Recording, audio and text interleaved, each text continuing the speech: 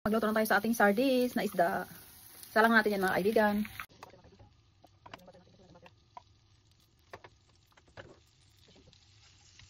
Yung ating natin isda. Ilagay natin yung ating isda mga kaibigan.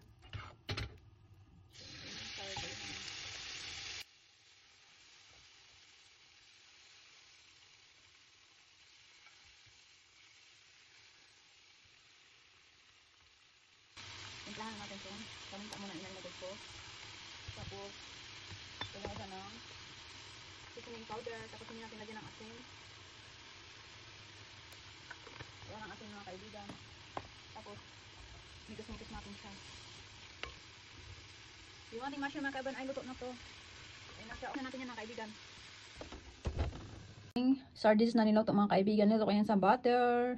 Ayan yung hapunan namin. At saka ito yung mushroom natin. O, diba? Kain tayo mga kaibigan. Thank you for watching.